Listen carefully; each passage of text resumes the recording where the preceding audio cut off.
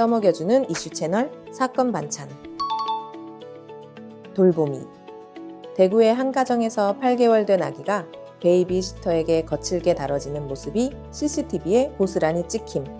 아기가 잠들지 않자 양쪽 손목을 잡고 거칠게 들어올리거나 서 있는 상태에서 매트리스 바닥으로 던지는 등 충격적인 행동이 확인됨. 더욱 경악스러운 점, 이 여성은 유치원 정교사 자격증에 10년 넘게 돌보미로 활동한 전문 인력으로 소개됐다는 것. 베이비시터는 감정이 올라왔다고 해명했지만 센터는 자격정지 6개월 처분을 내렸고 현재 경찰에 아동학대로 고소된 상태. 스우파. 스우파3 화제의 댄스크루 오사카오 조갱. 멤버 간 충격적인 내부 갈등이 폭로돼 논란 중. 멤버 6명은 이부키의 개인 매니저가 팀 매니저를 맡은 후 출연료 미지급, 불투명한 금액 처리, 일 오퍼 미공유 등 문제가 발생했다고 주장했으며 이부키가 사과하며 매니저 해임을 약속했지만 지켜지지 않았고 6명이 발표한 입장문은 공개 1시간도 안 돼 돌연 삭제됨.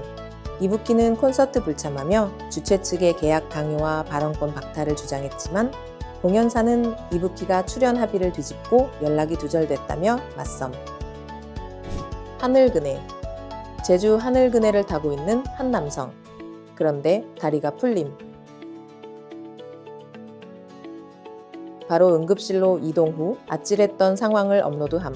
그리고 영상에 대댓글을 남겼는데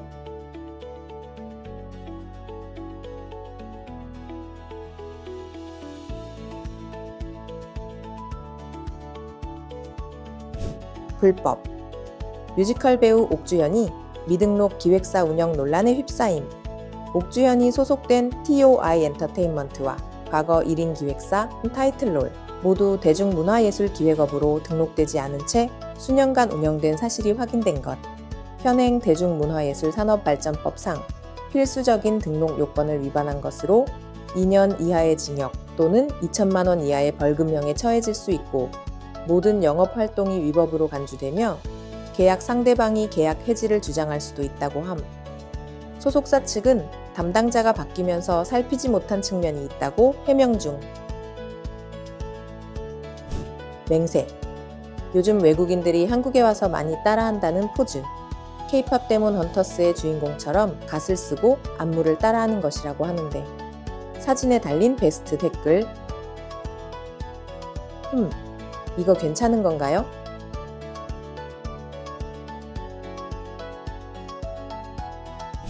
화살. 경기 남양주에서 화살에 관통된 고양이가 발견돼 동물 학대 논란이 뜨거움. 경찰은 신고 하루 만에 인근 농장 운영자 20대 남성 B씨를 검거했는데 B씨는 고양이가 농장의 모종을 밟아 화가 나 범행을 저질렀다고 진술함. 범행에 사용된 무기는 컴파운드 보우로 인터넷에서 쉽게 구매 가능하며 경찰 신고 없이도 사용할 수 있는 것으로 확인되었고 경찰은 B씨를 동물복지법 위반 혐의로 불구속 송치할 예정이며 안타깝게도 다친 고양이는 아직 발견되지 않고 있다고 함. 호기심. 제보자 A씨, 남자친구 자취방에 자정 넘어 갑자기 문이 열리고 낯선 남성이 침입함. 이 남성은 관리인을 사칭하며 소음 신고를 받고 왔다고 둘러댔는데 나중에 알고 보니 이 불청객은 옆집에 살던 남성. 침입 이유를 호기심이라고 뻔뻔하게 답했다고 함. 심지어 이 남성은 피해자와 같은 대학 학생이었다고.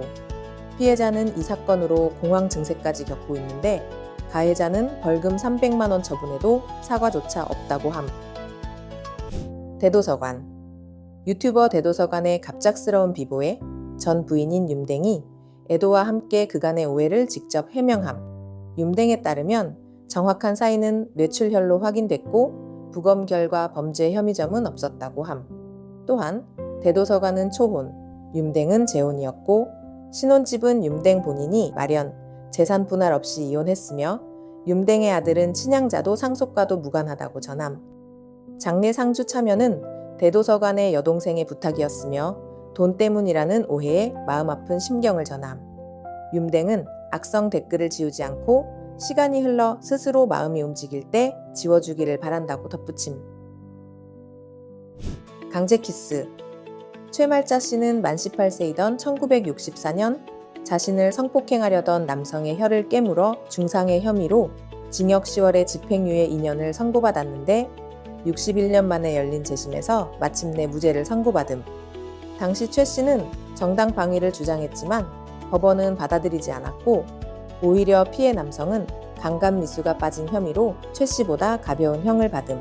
사건 발생 56년 만인 2020년 최 씨가 용기를 내 재심을 청구했고 대법원 심리 끝에 파기환송 결정이 내려졌으며 그리고 마침내 법원은 중상해 증거 부족, 정당 방위 인정하며 무죄를 선고함.